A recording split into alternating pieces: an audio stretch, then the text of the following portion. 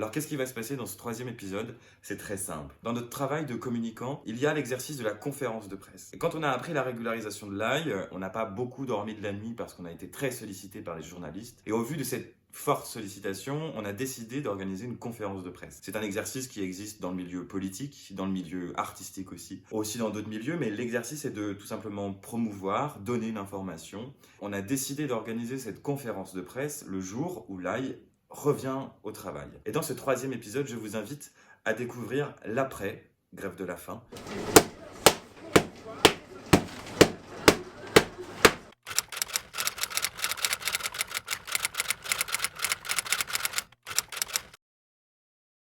Stéphane, demain c'est la conférence de presse. Oui, Vous êtes prêt? oui, Vous l'attendiez? oui.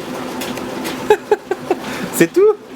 Oui, qu'est-ce que je vous disais plus, ça va être très très bien. Au moins après, voilà, les médias ça sera terminé, ou pratiquement, donc ça va bien.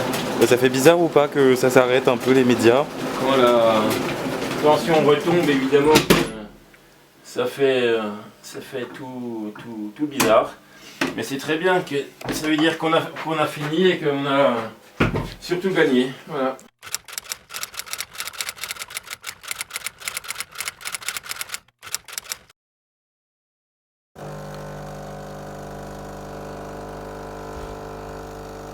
Se lever tôt, épisode 2. Voilà, c'est plus que tôt hein, quand même. Il est 2h. Merde, oulala, je vais être en retard. Et l'ail fait son grand retour dans la boulangerie. Et en fait, il y aura pas mal de médias, il y aura Brut, il y aura tout ça. Et il faut aller les accueillir.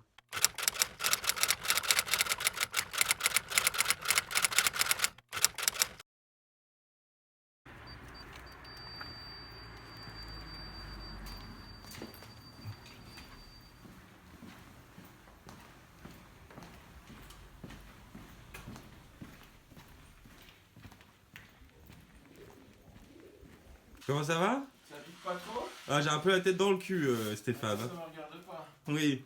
Et vous, ça va? Ouais. C'est le grand jour? Ouais, c'est le grand jour, oui. Niveau intendance, comment on fait pour que le salé, sucré, boisson arrive avant nous? Bah justement, je pense que je vais demander à Claire.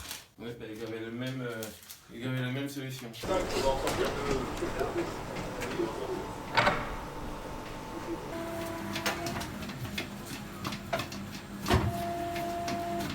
Je vais te laisser attaquer normalement. Je fume avec le téléphone, je suis assez discret. Je vais filmer par-ci par-là, et puis il y a des moments peut-être que je te poserai des petites questions. J'en poserai aussi à Stéphane, il faut que tu sois à l'aise. Hein. D'accord. Ça marche? Si toi tu as des questions à me poser, savoir comment ça marche et tout, n'hésite pas à me dire. Il ne faut pas que tu aies peur de l'image, il faut que ça soit d'accord.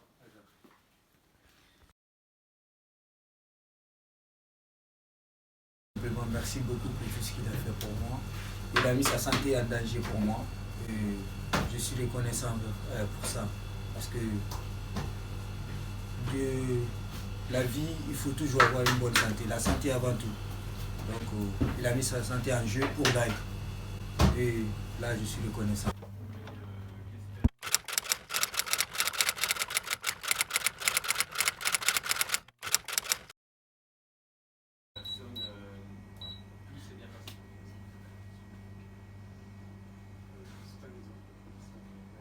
Oui, c'est un exemple.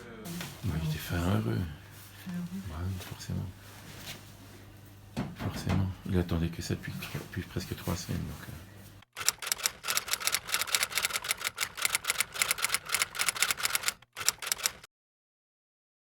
Ça va? Le marathon? Ah oui, bien, Hein, l'ail? bien. Comment ça s'appelle ce que vous faites, Stéphane? Grigné. On grigne. Voilà, c'est ça. Et ça permet de faire passer l'air. L'albure est un gaz carbonique. D'accord. Et donc par obligation il doit s'échapper et donc c'est pour ça qu'on fait des coupes sur le pain pour que Ah. le gaz s'échappe et c'est pour ça que la baguette grossit. Tu vas doucement, tu surveilles bien tes... Voilà, tu vois. Tu vas doucement parce que sinon ça va se relever puis ça va s'en aller. Voilà, très bien. Vas-y. Super. Tu mets 15 minutes. Du coup, Stéphane, vous y allez comment? Vous y allez en En voiture? cheval? Ah bah écoutez, moi j'ai prévu. Hein. Que de la gueule.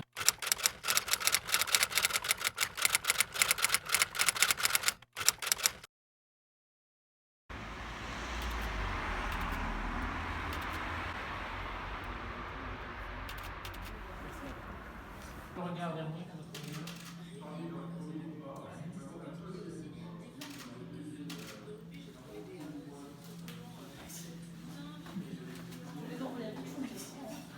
Comment vous allez, vous? Moi, je vais très bien. Je n'ai pas repris de poids, je suis super content.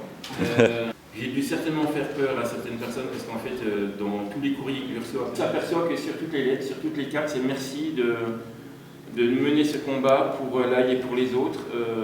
Donc ça fait chaud au cœur parce qu'on se dit, en fait, on attend qu'un message en fait pour que les gens se lèvent. Et c'est ce qui s'est passé en fait. Bon pour tout le monde? Presque. Merci.